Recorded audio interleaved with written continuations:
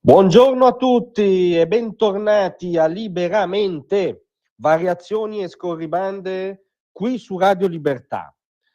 Allora, stamattina vorrei parlarvi di questo ectoplasma, di questa entità fantasmatica, di quest'ipotesi di realtà che è l'opposizione italiana. Campo Largo ormai non lo chiamano più neanche i supposti animatori del Campo Largo medesimo, perché chiaramente ormai è un eccesso di ottimismo. C'è una, diciamo, una non opposizione nei fatti da un punto di vista politico. Ma perché lo dico? Perché ieri si è visto uno dei volti principali di questa, diciamo, non opposizione, che è l'opposizione jukebox. Cioè si svegliano al mattino e mettono nel jukebox delle dimissioni, la richiesta di dimissioni di un ministro del governo, ieri due in contemporanea, via Nordio e Santanchè. Ora, qui non si contesta affatto il diritto e anzi fin il dovere politico dell'opposizione di incalzare il governo e di incalzare anche l'operato, le supposte contraddizioni di singoli ministri. Il problema è che il Fu Campolargo si dedica esclusivamente a questo, cioè a mettere gettoni nel jukebox delle dimissioni, e ha una percezione delle priorità quantomeno bizzarra, per usare un eufemismo, perché in conseguenza di questa ennesima iniziativa su, diciamo, ad personam rispetto a due, in questo caso, ministri del governo, in Parlamento l'argomento che ha imperversato, l'argomento dominante della tutta la giornata di ieri, sono state le borsette di Daniela Santanchè.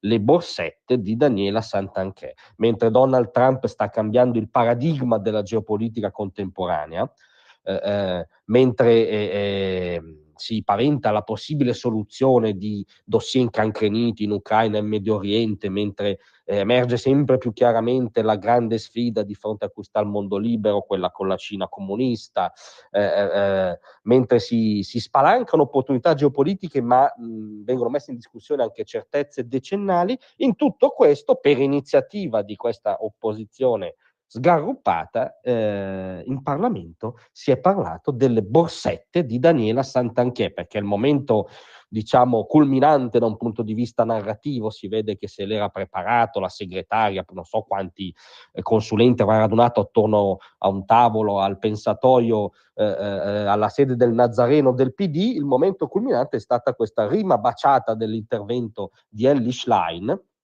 che ha tuonato: la ministra del falso è qui a occuparsi di borsette, ma chi difende gli italiani dalle bollette? Proprio anche come ritmo è un perfetto, no, slogan di un'occupazione liceale.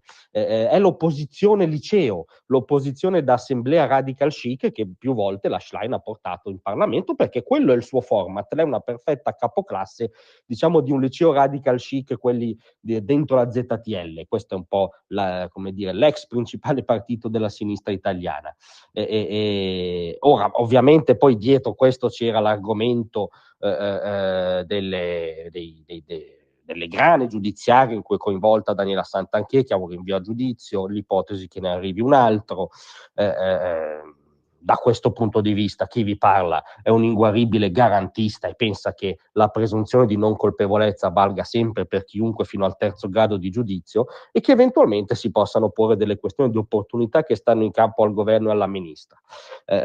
Ma che in questo momento si parli di questo e addirittura si propongano slogan liceali sulle borsette della ministra, mentre sta letteralmente, non è un'espressione retorica, cambiando il mondo, dà veramente l'idea di cosa è diventata l'opposizione italiana. D'altronde c'è anche un motivo. È costretta a parlare delle borsette, dei processi di Daniela Santanchè, perché sulle cose dirimenti, sulle questioni epocali addirittura che sono oggi sul tavolo, non hanno uno straccio di visione, figuriamoci di visione comune.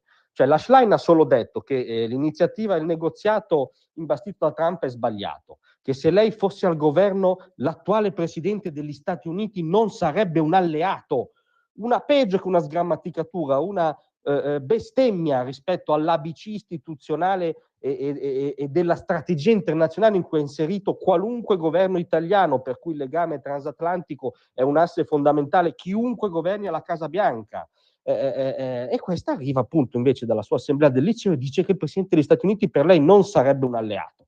fa retorica sul fatto, sulla libertà dell'Ucraina da difendere, ma poi ovviamente dice che non vanno aumentate le spese militari, ci mancherebbe altro, ci difenderemo mettendo fiori nei nostri cannoni, no? Una sorta di visione hippie, figuratevi Vladimir Putin quanto può essere intimorito da questa visione hippie.